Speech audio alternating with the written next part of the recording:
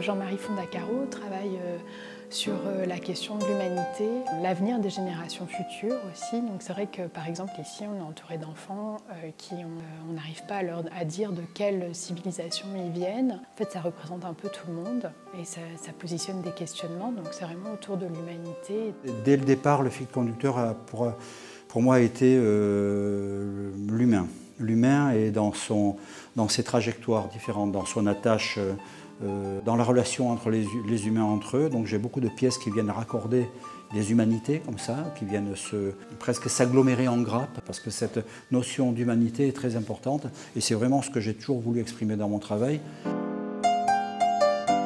Et la relation au végétal, parce que pour moi, végétal comme l'humain est enraciné dans le sol et dans le ciel. C'est-à-dire le végétal est attiré vers la lumière et grandit par la lumière. Je pense que l'humain aussi, si tant est qu'il ait ce désir de grandir.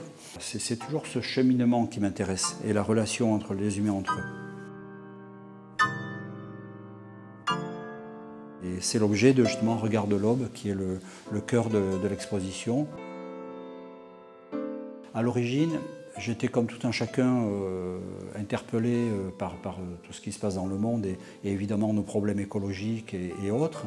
Et il est vrai que les enfants, et d'autant plus les enfants des peuples premiers, qui sont doublement innocents de toutes ces catastrophes écologiques qui arrivent déjà et qui nous attendent. Et voilà. Ils se tournent vers nous, mais quel est ce monde d'adultes dans lequel on s'engage. Je n'avais pas vu ces derniers travaux qui datent des périodes de confinement qu'on a vécues et qui sont notamment donc, les enfants qui se trouvent autour de nous dans cette pièce. Donc, de suite, ça m'a fait interpeller sur l'utilisation des gammes chromatiques qui sont finalement des ocres qu'on retrouve aussi dans les décors du palais. Et c'est pour ça qu'on a eu l'idée vraiment de les mettre dans cette pièce, entre les sculptures et la pièce décorée, et notamment le mur de l'alcôve avec les cariatides, qui présente un peu une même logique de modelé et de gamme chromatique. Le choc des époques, pour ne pas dire des cultures, c'est important.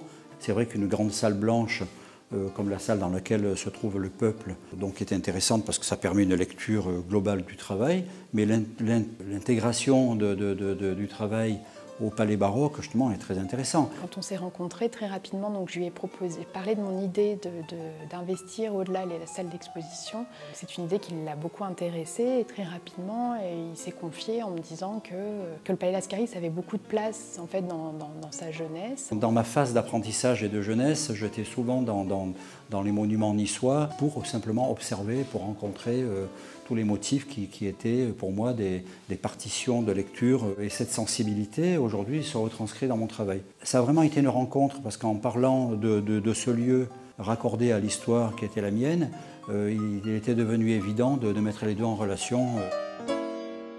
C'est vrai que j'ai cherché à comprendre si mes pièces allaient rester lisibles. Et ma première surprise a été de voir que bien au contraire, d'intégrer par exemple les enfants dans cette chambre qui est plafond peint, décoré d'une manière baroque et extraordinaire, un donne un écho à l'autre. Voilà. À la limite, dans ce cas-là, on va se dire, ben, tiens, ces enfants ont pénétré notre univers. Ils rentrent chez nous.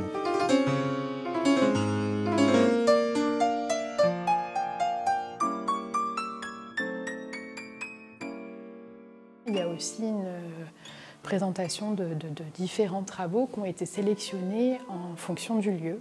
Et l'idée, c'était aussi de présenter donc, tous ces derniers travaux, notamment ces derniers travaux.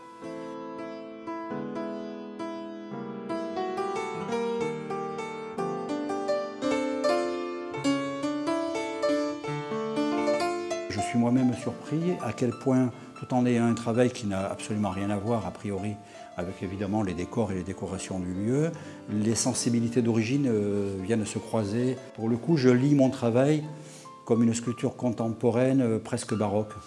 Voilà. Mais c'est une nouvelle lecture pour moi.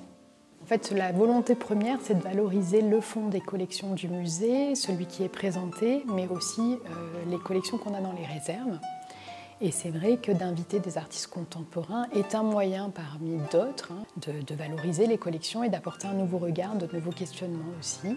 Et ça permet aussi de valoriser des artistes locaux.